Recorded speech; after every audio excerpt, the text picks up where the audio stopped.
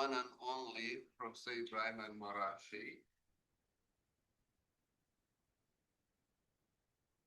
organized by Center for Islamic and Arabic Studies.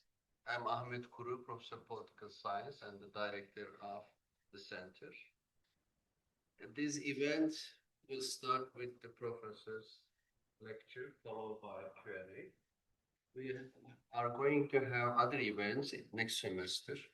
You can check the website of Center for Islamic and Arabic Studies. We also have an email list that you can put your email to be notified for the event in the future. Let me briefly provide the biography of the Professor Al-Marashi. He's a professor of history at Cal State San Marcos, searching modern Iraqi history. He's an invited lecturer at the Department of Political Science and International Relations at University of San Diego, and also in several departments here at San Diego State. He was the author of an article which was plagiarized by the British government in 2003 document, which was used by US Secretary of State Colin Powell to justify the invasion of Iraq. Dr. Al-Marashi is the co-author of Modern History of Iraq and Iraq's Armed Forces and Analytical History. So in various countries, when I contact colleagues and mention that I'm from San Diego State, they say, San Diego, they say, do you know Ibrahim? So we are so used to this that I cannot explain you have to live with it, you have to feel it to understand the broad network Ibrahim is having, and it's always good to have him as a lecturer to understand his background and global connections. Just to end with a funny anecdote, I was talking to Farid about Mamdani, and then in my mind, whether Ibrahim know him or not, and then Farid just narrated that you know him from the childhood, which is always excellent. So without overdue, Professor Marashi, the floor is yours. Thank you. So without further ado, before I begin, I just wanted to begin with what's called the research behind the research, because when anyone speaks about Iran, the first thing they want to know is usually what's his relation to Iran, is he part of the pro-Shah generation, anti-Shah, so on and so forth. So let me get this out of the way. If there are two grandsons who speak about their experience during World War I, the first I would recommend is yours truly, who's speaking to you now. And then we also forget that Simon Tolkien is, of course, the grandson of J.R.R. Tolkien. And J.R.R. Tolkien is a veteran of World War I. You have to, if any of you are familiar with The Hobbit is his way of dealing with something that was undiagnosed in those days called PTSD. Otherwise referred to as shell shock. And if you think of The Hobbit, think of it as an individual leaving for the front and coming back with PTSD. Nevertheless, I'm going to tell you my story. So I begin with basically introducing you to the field of history. How do we write a history of the military history of the US and Iran? But I want to show you the following article. I wrote it in 2014. This is an example of trying to use history to explain the rise of a group that no one had really heard of, then known as ISIS. And for the professors here, you would know what a big deal this is. My article reached more clicks than Noam Chomsky. This is me in your language called flexing, even though you probably don't know what I'm bragging about, but still it was huge that day. So, of course, my grandfather in World War I am just using his example as a narrative. This is in history what we call a secondary source. I know many of you are coming from the field of political science. This is an introduction of the use of history and then military history to the field of international relations and politics. How do I make people understand what happened in World War I when the British invaded Iraq? I told the story of my grandfather. My grandfather, who picked up a rifle and joined the revolt against British control. He would have been called back then an insurgent. And it's interesting, even though this lecture is not on Iraq, in 2023, I was kindly hosted by the Center for Islamic and Arabic Studies to give a history of Iraq 20 years afterwards. And the insurgency took the Americans by surprise when it shouldn't have. Because often on the eve of 2003, I would tell the story of my grandfather, an Iraqi insurgent who fought the British. So where is my grandfather from? Okay, he fought on what is the soil of Iraq. This is the secondary source. The primary source, on the other hand, says something quite interesting. So what is my connection to Iran? Well, it's very simple. This my grandfather, who was fighting the British in the defense of Iraq, would be considered an Iranian. Okay, and when he had to passport, fleeing the British who were chasing him for being an insurgent, he had to go to next door Iran. And in next door Iran, they would have recognized the last name as an Iranian last name and issue him a passport. The history of the passport is thus the following. In World War I, it was a way to keep track of the spies. But more importantly, and we tend to forget, it was the way of keeping track of the pandemic in those days. What's called the Spanish flu. And if you remember, during the times of COVID, we needed a paper to travel. But that's literally how the passport was invented, was to keep track of the sick people. So my grandfather was born in Najd, in what is today's Iraq, but for all intents and purposes, yes, in his home he would have spoken Persian, Arabic, and of course the language of the time, Ottoman. This is my grandfather. He would have been a cleric. Okay. And what I find interesting is the following. When he wanted to visit the place where he was born, he had to ask the permission of a royal family that didn't even originate from the land of Iraq. The person that you're seeing here would have come from what was by that time Saudi Arabia. But a family that would have come from Mecca, he had to ask that royal family to enter the place that he was born. Where did my grandfather end up? So to know my connection, this is my connection to Iran. He ended up here, a beautiful island known as Zanzibar. And you probably don't know this. Zanzibar's most famous son. I don't have any pictures of my father, but I do have a picture of my father's neighbor. This man, also with a Persian name, Farrokh Bolsada. Farrokh later would grow up. And of course, when empires collapse, particularly the British Empire, Zanzibar would later be conquered by the British. My father would have to go to London, as well as Farrokh's family. You go to the metropole, you study the language of the empire, which is English. Both my father and I, my father and Farrokh ended up in London. And of course, Farrokh, you all know he went and changed his name to Freddie, becoming the Freddie Mercury of Queen. Yes, Farrokh Bolsada is Freddie Mercury, the most famous Zanzibar. The most famous Zanzibar. Have you ever noticed in Bohemian Rhapsody how Freddie said Bismillah?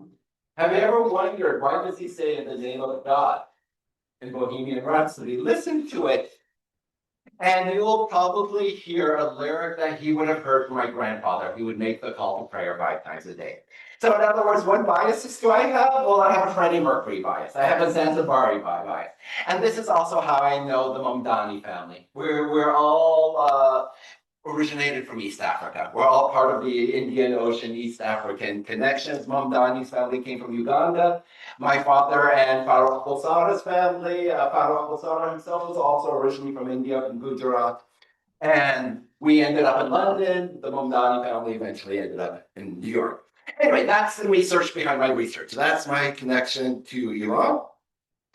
But I want to now address the following issue. In terms of the field of military history, this is the most common military history book out there.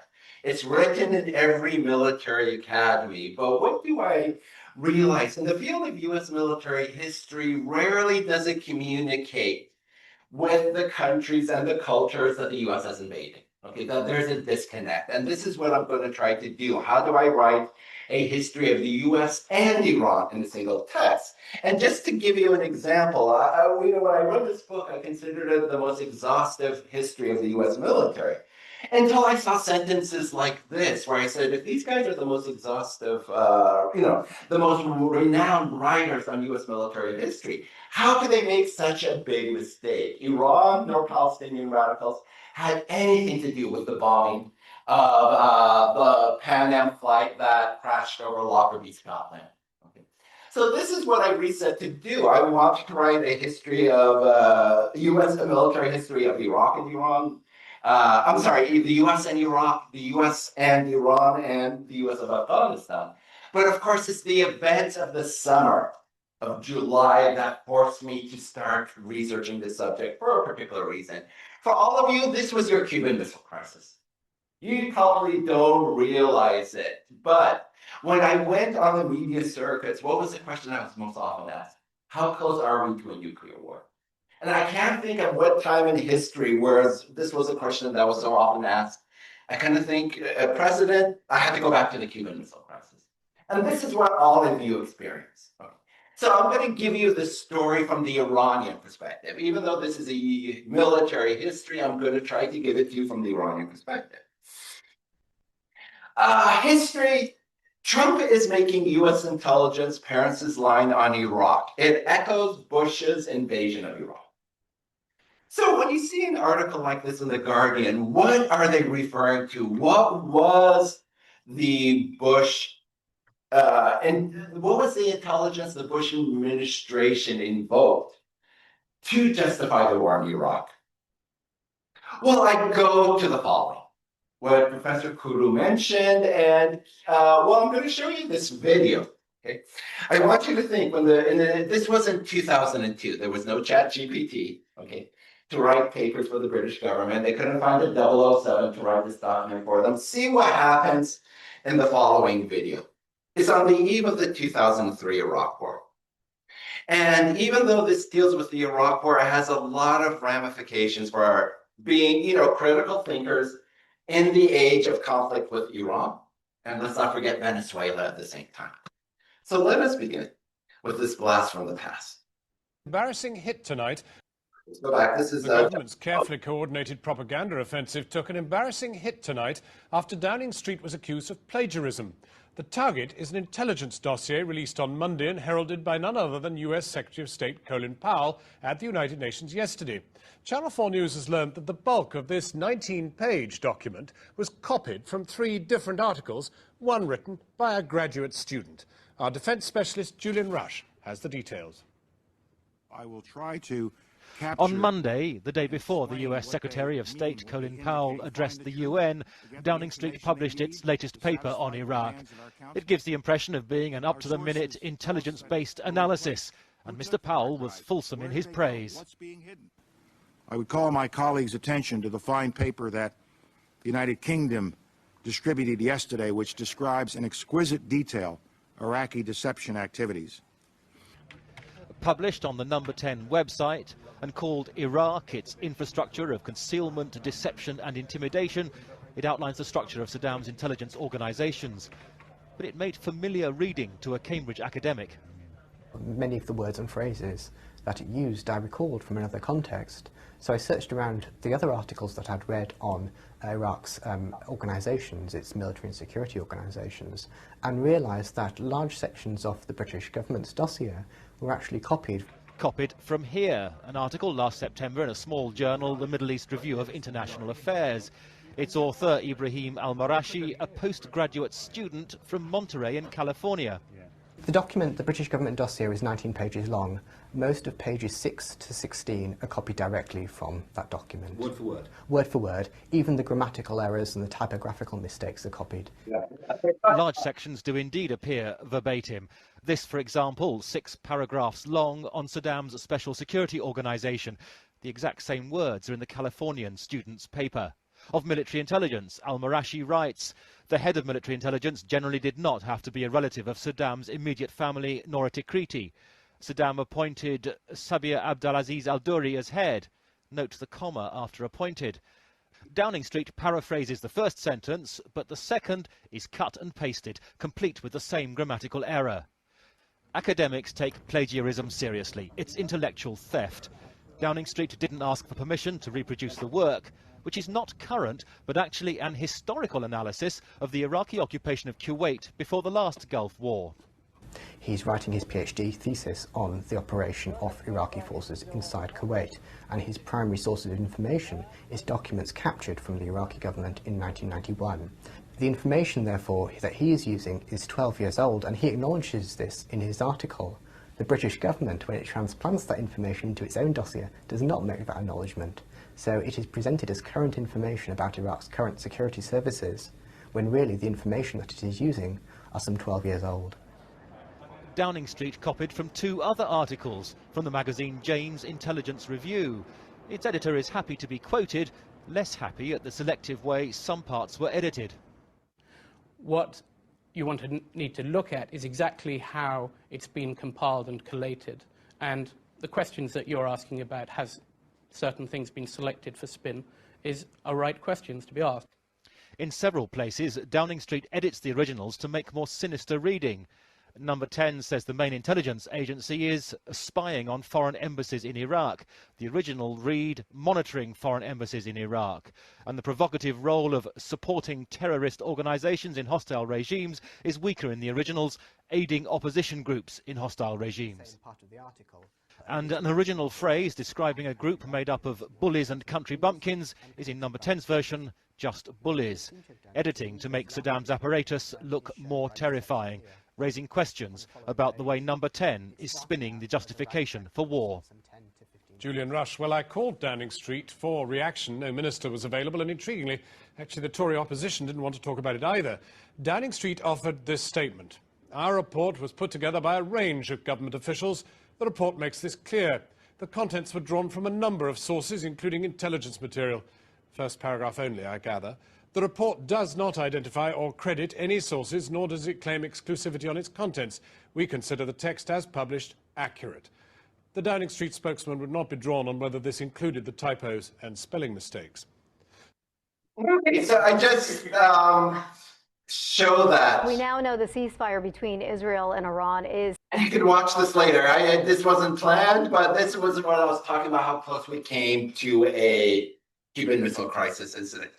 The reason I showed this video, I showed it when I gave the lecture in 2023 here on the Iraq War, and it hasn't aged for this reason.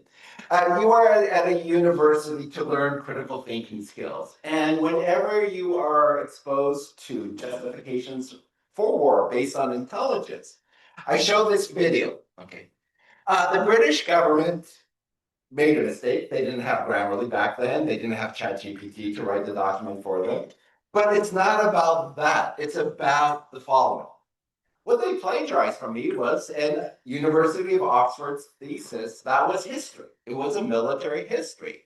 And I want you to appreciate the value of history in formulating policy. That my history of the 91 Gulf War was tragically seen valuable enough to justify the 2003 Iraq War. Even though I wasn't, of course, making any argument for the 2003 Iraq War. Think about the arguments for military action in over the summer, again, based on intelligence with weapons of mass destruction, and with Venezuela, of course, not with weapons of mass destruction, but in this case, weapons of mass addiction. Okay. And just basically, as responsible members of the public, always, be skeptical, ask yourself, what's the nature of this intelligence that gets our country to mobilize its resources for military action? And there is another connection now between Iran and Venezuela. I just wanted to show you to understand that these conflicts are not separated. This is Iranian literature, artists. Images that deal with the martyrdom of Imam Hussein. I just want you to get the vibe of it so that you can understand the following cartoon. Just as Imam Hussein was considered a martyr of the Shia tradition, here you're seeing Hugo Chavez, the predecessor of Maduro, painted in that same artistic style. This is a Iranian president, Ahmadinejad. It's making fun of Ahmadinejad, but also saying how much Hugo Chavez was celebrated in Iranian culture at the same time. So where's my argument? My argument is the following. Often the term hybrid warfare is used as a way to basically characterize Russia's actions in its former domains. Hybrid warfare is used to describe Russian actions in Georgia in 2008, in Ukraine prior to 2022. But my question is this. Often it's used, I would say, in a subjective sense to say this is what other countries do, not the US. But here's my argument. Is the US, and I'm arguing yes to some extent, is it engaged in a hybrid war with Iran? This war has never been declared between the US and Iran, but we're going to look at how long military engagements have happened between the two countries. Okay. Is it economic, using sanctions and trade restrictions to slow down the economy? Sanctions were reimposed under the first Trump administration over its Iran deal. And sanctions to the point that, if you remember the ventilators that were so key to helping people survive COVID, even those were sanctioned on Iran. Iran cannot get ventilators to help its people struggle with COVID to survive that virus. Okay. Political, influencing leaders, officials, and political organizations overseas, that's there. Spreading information or misinformation. And I'm going to conclude with the use of the weaponization of deepfakes. Okay. One could say the plagiarism of my research was the original without AI deepfake. But I'm going to show you now, what does AI enable in this war? Finally, cyber, using hacking to damage infrastructure. One of the first cyber attacks was the Stuxnet virus, something that was introduced on a USB drive that caused Iran's nuclear centrifuges to spin too fast and destroy themselves. So definitely cyber was there. Irregular, using unmarked troops or proxy forces to wage war on a country's behalf. And then sabotage, directly damaging critical infrastructure or targets covertly hidden. We'll look at a variety of examples of this.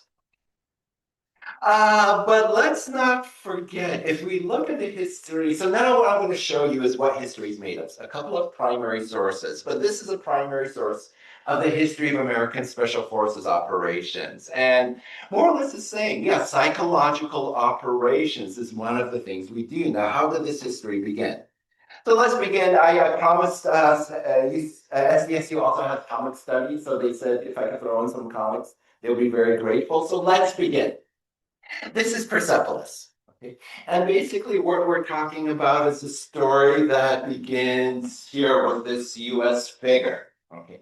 This is supposed to be a history of Iranian invasions told through the perspective of Marjan Satrapi. Okay. And this is another wonderful graphic novel called Best of Enemies by a French political scientist. Okay, but for all intents and purposes, all you need to know, what is the Anglo-Persian Oil Company, one of the first fields basically extracted for its petroleum reserves. Anglo-Persian Oil Company, today you know it as BP. This is the British Petroleum that you know today. And of course, it became a British strategic asset when the British Navy made the decision to switch from coal to petroleum to give it an advantage over the German Navy. And from that point onwards, British interests were always tied to Iran's oil fields. And just fast forward on the eve of World War II, what are we seeing here? These are German aircrafts on Iranian soil. The Junkers aircraft. There's a seat there if you want, or one seat there, there's two seats there. Feel free. Thank you for storming, dealing with the rain. So basically, on the eve of World War II, why were the British worried? Now, so what we said, the British Navy depended on Iranian oil, and the Shah of Iran, Shah Reza Pahlavi, was making a turn to Iran. I'm sorry, to Germany, and we see it here with the Junkers aircraft. Okay, so this was seen as a threat to the supply of oil for the British Navy. Now, during World War II, let's not forget that Germany had besieged Leningrad. So if you look at the fate of the Soviet Union during World War II, depended on the defense of Stalingrad. If Stalingrad would have fallen, This is the great question, could the Soviets have recovered? But let's look at the situation of the Soviet Union during World War II. The other important thing to remember is Germany had also conquered Crimea.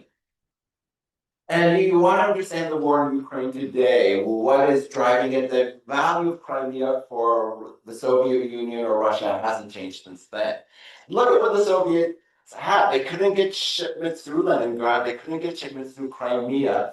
Remember, Japan was about to attack, had the possibility of attacking the Soviet Union in the Pacific theater. There was one way, and only one way, to supply the Soviet Union during World War II. And it was through the Iran corridor. That supplies would arrive in the port of Abadan, right next to Iran's oil field, and they had to be trucked in through the Caucasus to reach Stalingrad. And of course, what were the Soviets desperate for? The American Studebaker. The Studebaker could move masses of troops unlike any other vehicle during World War II, and of course it was made in the US. And remember, the Soviets' advantage in Stalingrad was they had more soldiers. They just needed a way to get there. So during World War II, you had Americans entering Iran, basically shipping Studebakers through the country in convoys like this. And this begins America's military deployment in Iran. This is where the US military history begins to help the Soviet Union survive. And of course, if you know the rest of history, the irony that by 1941, the US is helping the Soviet Union to survive, only to engage in a decades-long Cold War after. I referred to this episode. Is anyone of Iranian heritage or speaks Persian in the audience? Okay, very good. Because this specific moment, and this is the question, if this specific moment had such a profound influence on Iranian culture, I wonder what the 12-day war means for Iranians. Okay? Because seeing American soldiers on Iranian soil, and the legend goes that it was a group of American GIs, they had orders, they did not stop for anyone to supply the Soviet Union. If anyone was crossing the road, they were to be run over. And seeing so many American troops on Iranian soil inspired one of Iran's most famous songs. It's the unofficial anthem of the Iranian nation. It's called Ey Iran. I'll just play a little bit of it, but any Iranian around the world, despite their political divisions, always gets emotional about this song that celebrated Iran after World War II. Sorry about that. Add the perfect touch of tart to sweet holiday memories. Iranians don't get sentimental about cranberry juice. Sorry, let's just wait. Algorithmic capitalism is nothing. So I just wanted to show. Okay, finally. So here we go.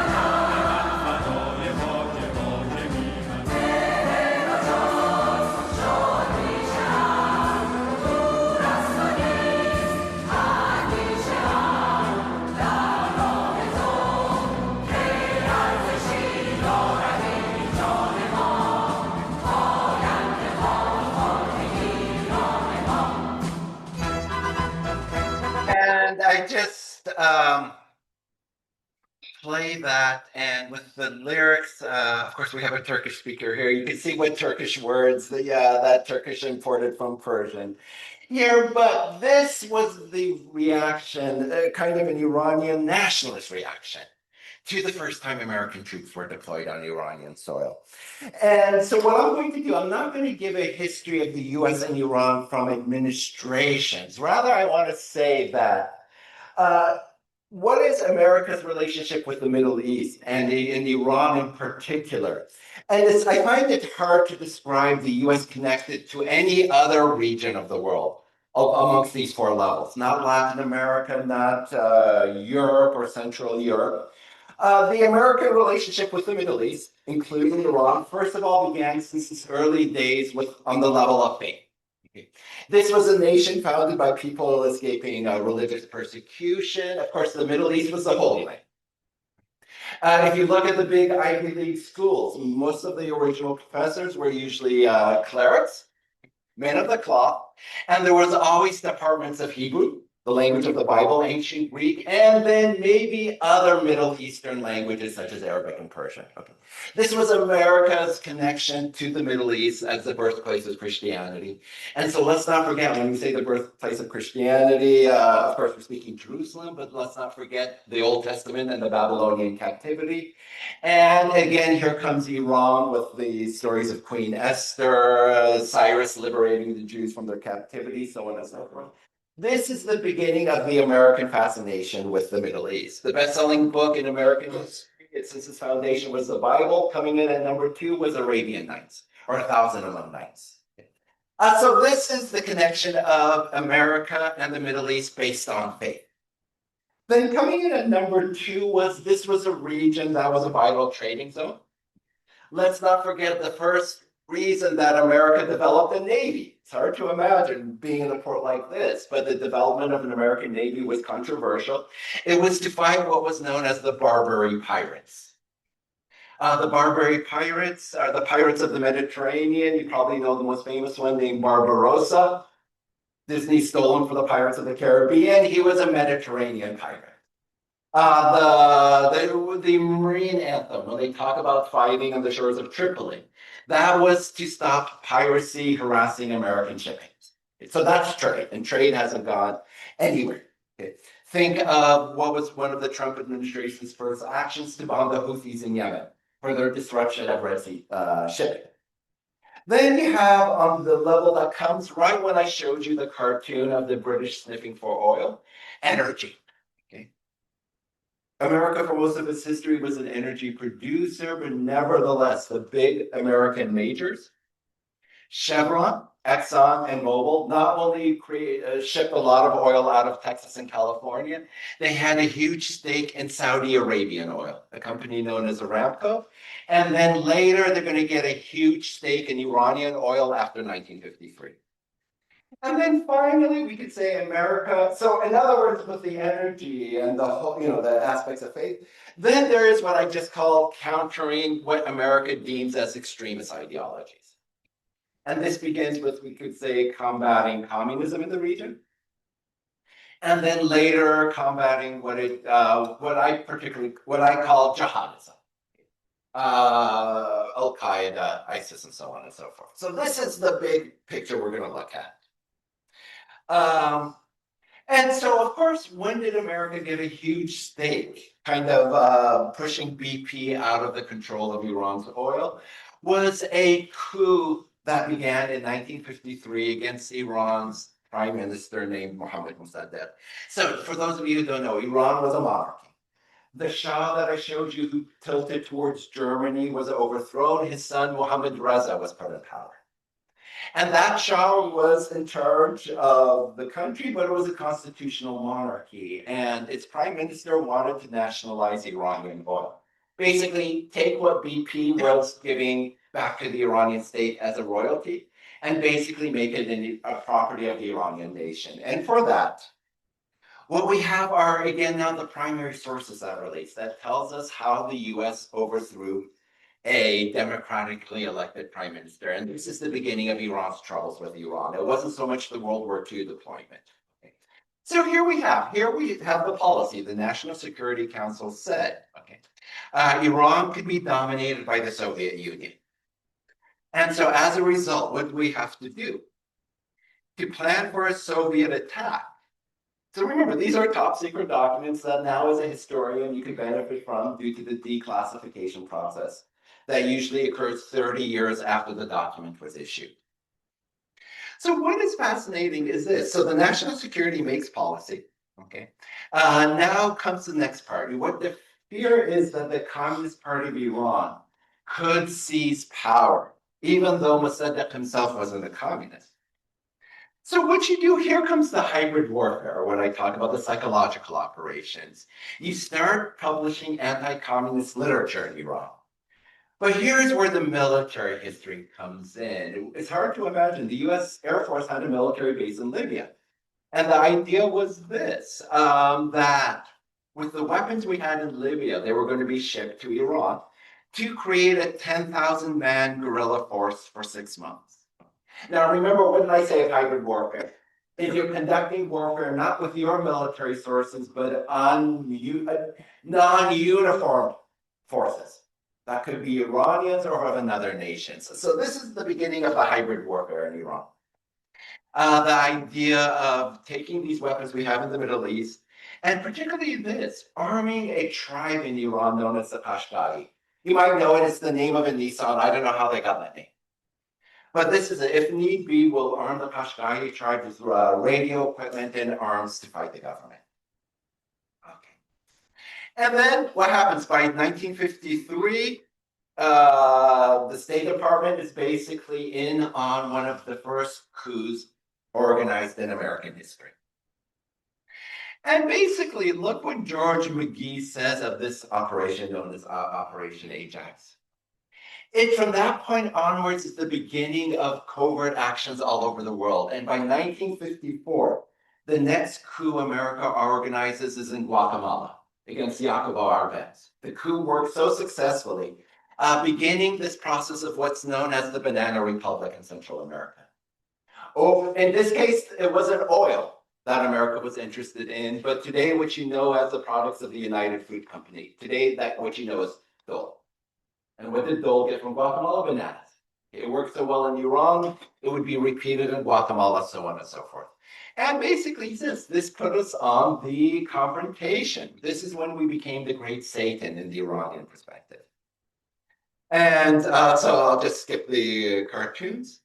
And so now let's jump to almost 10 years later, and a cleric who makes a speech where he rails against the American military forces in Iran that are protected by what's called the SOFA agreement, the Status of Forces Agreement. Any American soldier, so go back to Iran, right? Any American soldier in Iran cannot be prosecuted by Iranian law. And this was an affront again to Iranian nationalism and the cleric known as Ayatollah Khomeini. This is first how he makes his name. Now, again, what are American soldiers doing in Iran? Well, it's the following. You have letters like this by Henry Kissinger himself, more or less describing how any equipment that we have in our arsenal could be sold to Iran. This included the Huey Cobra attack helicopter. Okay. Who teaches the Iranians how to fly this helicopter? Of course, you need American Army pilots to teach them this. Okay, those American Army pilots are living in Iran. What law governs them? Iranian law, or are they exempt? Okay, due to the alliance between the Shah and the US, they were exempt. The F-14. How many of you have seen the original Top Gun, not the awful remake? Okay, but you've seen the original. So this is how we bring these planes, Top Gun, with Miramar Air Station. This is what pilots who trained other pilots to fly this. They had to come to Iran to teach the Iranian pilots how to fly these aircraft. Who's going to teach them how to fly these aircraft? Naval aviators. And again, they have to be protected. Now, if you know, today, there's no need for two pilots because artificial intelligence does the work of the second pilot. Okay, so today, you don't have any goose dying in Top Gun because AI has taken over from goose. But anyway, in those days, you see, you needed two pilots to fly this aircraft. Okay, Iran bought the equipment, they didn't have the pilots to fly it. This is the irony. Now they injected a lot of money in the American economy, but they didn't have the know-how to fly it. And now Iran begins its nuclear program. And when did it begin? This is Reza Shah, Mohammad Reza Shah, the successor. Iran's nuclear program began because the US enabled Iran's nuclear program. You have to understand, everything in Iran's nuclear program today, it was provided with originally US assistance. Okay? The protocols used by Iranian nuclear scientists, the facilities, the know-how, it all began when the US basically was celebrating the fact that Iran was building a nuclear program. Just imagine how much has changed.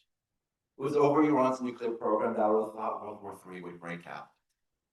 Okay, and so let's begin. Why am I showing you a Star Wars poster for Iran? Because when this poster was released, if you don't know the original Star Wars date, 1978.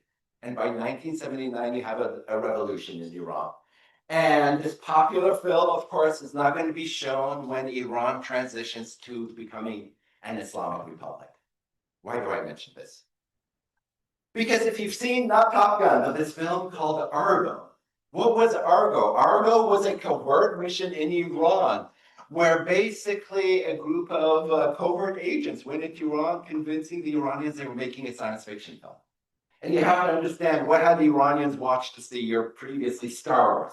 So there was this science fiction craze in Iran. And in fact, what happened was all these people who were pretending to be making a film in Iran were in fact covert agents trying to do what? To release Americans being held hostage in the US embassy in Tehran.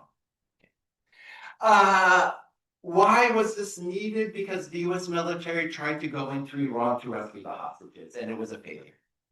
What are you seeing here? A crashed aircraft of the failed US military attempt to release, basically get the hostages.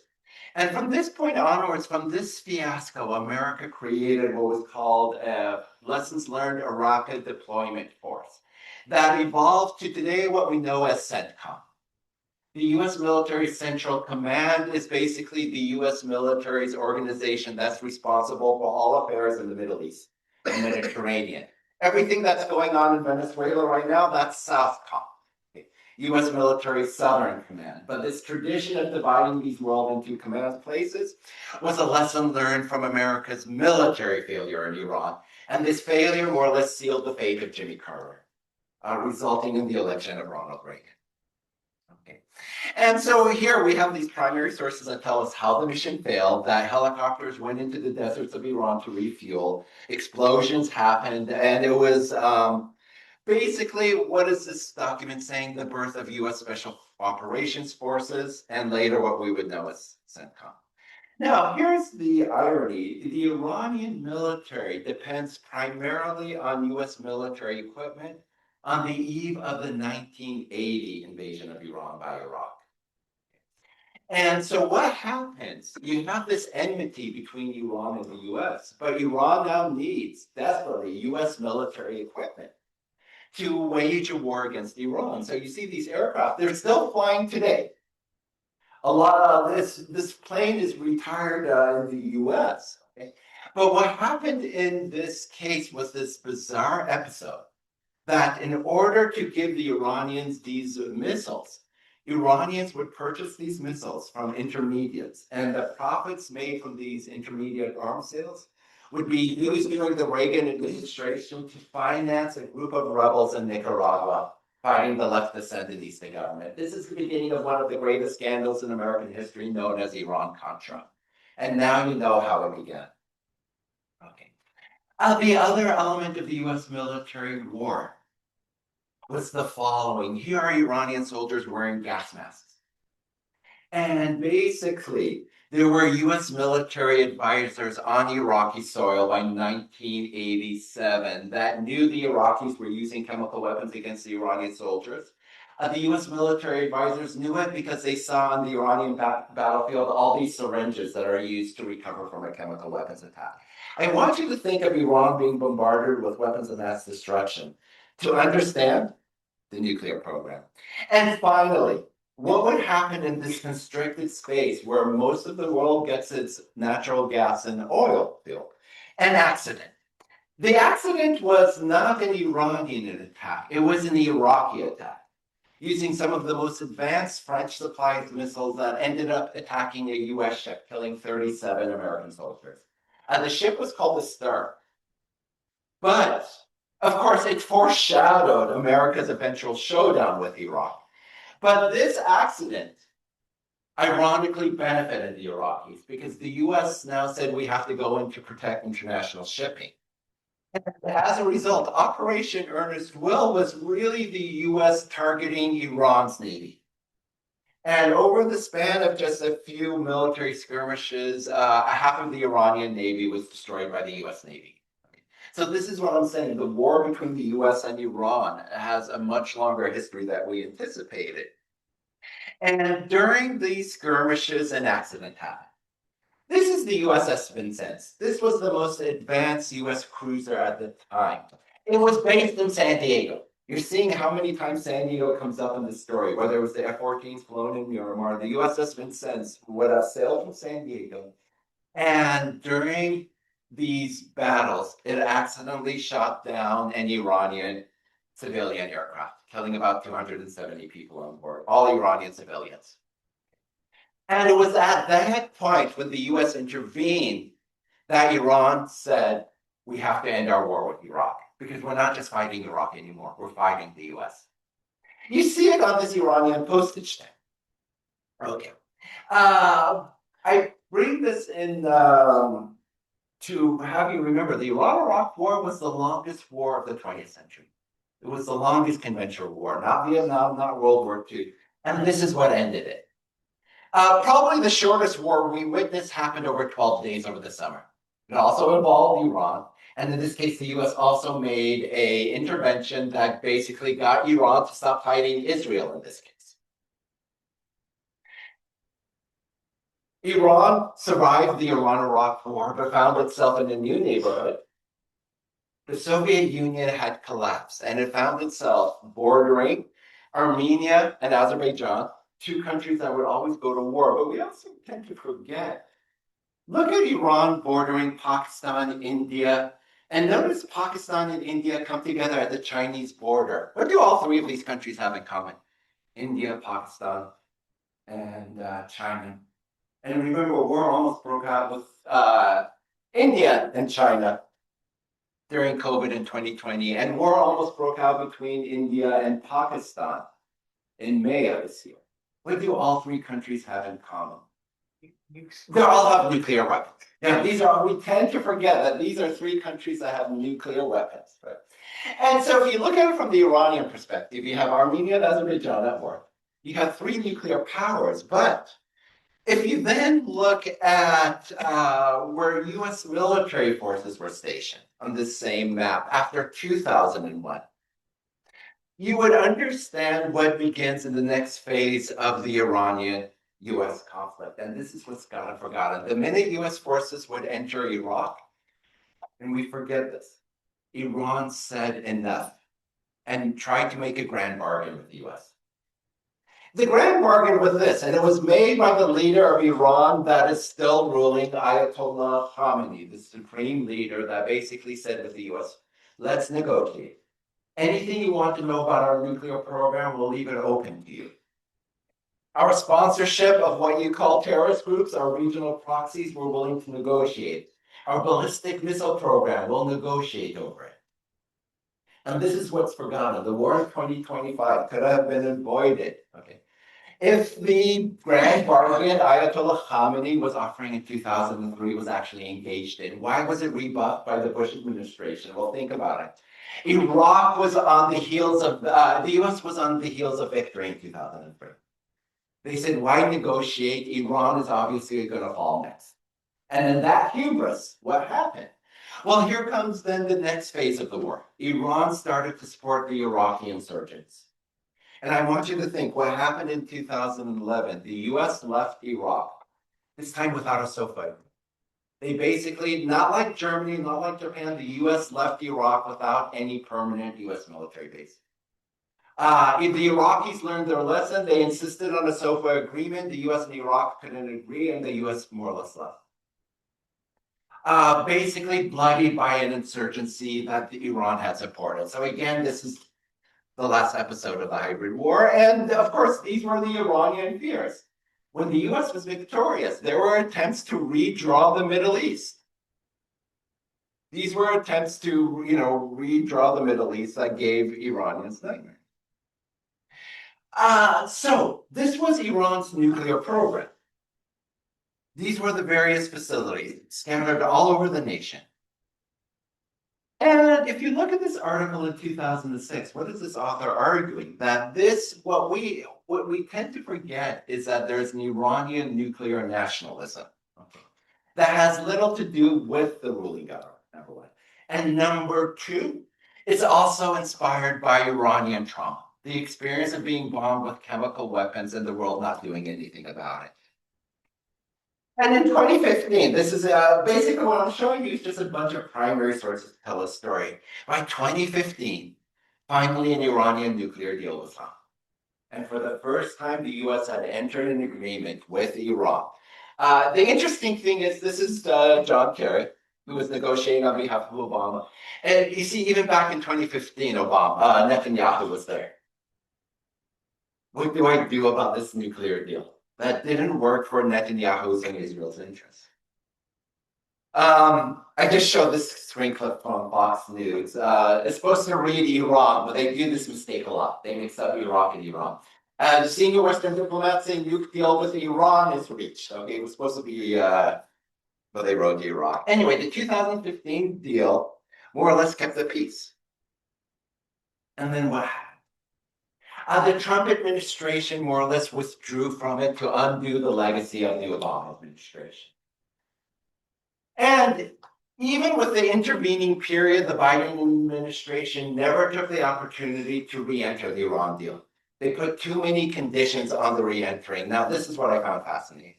The war between the US and Iran began in June 2025. But what is this person saying? On March 18th, the war has begun. And what did he say that we didn't notice? Basically, he was noticing the patterns of the B-52 bombers. And what he was saying, in test runs of bombing raids along with Israeli fighters. And if you don't know, the B-52 is this massive behemoth of an aircraft that was used not too recently against Venezuela as well. It was flown off the shores of Venezuela. But in March 2025, this guy, Ken Klippenstein, called it. He says, we are at war with Iran. It's only a matter of time before we strike directly. Basically, what I'm noticing is it seems like the US is practicing for a strike on Iran. Now, keep in mind, why is this important? Because the US was going through the motions of negotiating with Iran over a nuclear deal. Okay. So, this is what was dropped on Iran. Bunker buster bombs are some of the biggest bombs short of a nuclear weapon. Cruise missiles were also used, but this is the weapon we take for granted. It's the following. And this is what I'll conclude with. This is the age we're living in.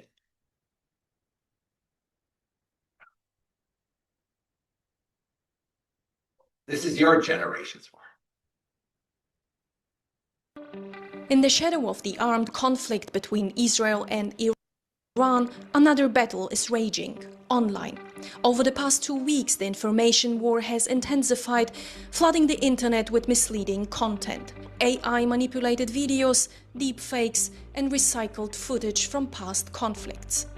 DW Fact Check investigated, and here are 3 recent examples you should know about. A 16-second video shows a bird's-eye view of a city in ruins. A location stamp in Arabic reads Tel Aviv. This clip has gone viral, shared by the Iranian media outlet Tehran Times on X, calling it Doomsday in Tel Aviv, and reposted across TikTok, Facebook, and Instagram. However, it is AI-generated and the details prove it. Look at the cars that are merging together. Also, the poor quality as well as the unidentifiable objects on the rooftops are indicators. The shadows are inconsistent. On the left building, they angle differently than on the right. This video claims to show Israelis protesting against their country's war on Iran. The video has been shared on TikTok, YouTube, and Facebook. But again, it's AI generated. And here are some hints. A flag suddenly appears out of nowhere. The crowd looks oddly artificial, and there is a watermark from Google's AI tool Veo 3. This video claims to show the US attack on an Iranian nuclear facility. However, a Google Lens search leads us to this content creator that posted the exact same video days before the US announced its involvement in the war. In the caption, the creator describes the footage as an AI-generated video. Again, there are clear signs in the video itself as well. There is no shockwave or reaction from the person filming, and the smoke rises far too slowly for a real explosion. These are just 3 of many examples flooding the internet since the beginning of the war. So how can you protect yourself from falling for AI-generated fakes? Here are 3 quick tips. Use reverse image search. Check the source. Look for visual glitches. AI often gets the details wrong. So be careful, look closely, and always check before you share. Okay, and this comes back to my, what I said to you in the beginning about being critical thinkers. Nevertheless, I showed you the conventional bombs. But these are the new weapons of warfare. The AI-enabled deepfake. I call my plagiarism the first example of a deepfake. This is an artificial intelligence deepfake. You probably don't realize how much AI figures in the most recent conflict. When Iran retaliated by sending maybe close to 300 missiles towards Israel, it wasn't just Israel that was intercepting them, it was also the US military. And you have to realize these are missiles that literally fly into outer space and come back to the Earth. They're so fast, no human could possibly intercept them. It's the algorithm that calculates the trajectory and sends a missile to shoot them down. The technology that Israel uses is developed in the US. It's the AI, it's the NVIDIA, all of that is now the future, is the current present of warfare. So how do we conclude? We are, without any irony or sarcasm, the burger right. President Trump recounts the 2025 B-2 bomber strikes. This is the first time the B-2 stealth bomber has been used in military action against another sovereign state during remarks at the McDonald's National Impact Summit in November 2025. And this is where we end. Basically, I have an hour to tell you about more or less an 80-year history of Iran and the US. And I'm going to continue with this. And for any of you who attended the ISKOR lecture, here is the tragedy. The tragedy is the following, that there was a lot of missed opportunities for Iran and the US to reconcile. There was nothing inevitable or deterministic about these two countries' conflict. The second tragedy is the following, that for all the money that was invested in Iranian nuclear plants, really those funds should have been used for desalinization plants. Iran focused so much on its national security, and it's doing it out of a traumatic response, a history of being attacked with WMD. So as a result, it invested in nuclear plants, okay? But like I said, the real thing it needed to think about is not its national security, but this idea that hasn't set in amongst policymakers, and it's climate security. Desalinization plants would have done much better for the Iranian nation. You see the date on this, okay? Literally, reports are coming out that Iran is running out of water in its capital, something we take for granted, but it's something Iran has never experienced, okay? Literally something that today we might have to invent a word, something like water bankruptcy. It has happened.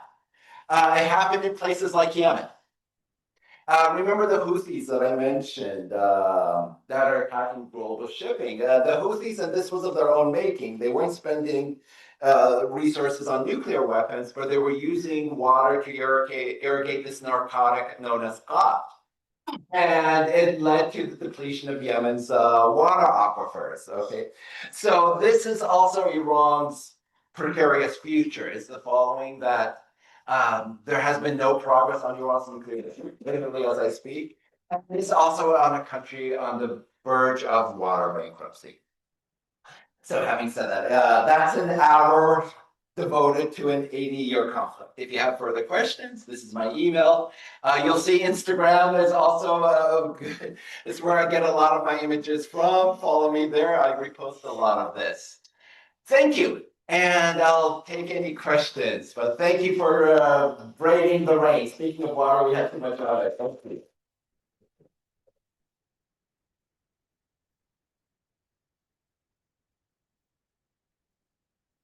So thanks for the lecture. Before the Q&A, a quick explanation. Fatima will have the mic. So please raise your hand. Just introduce yourself and ask the question. No need for a life story or long message. We have limited time, and I have the prerogative to ask the first question. Oh, please, please. So when we look at the U.S. priorities in terms of its policy toward the Middle East, generally people rank oil, Islamism,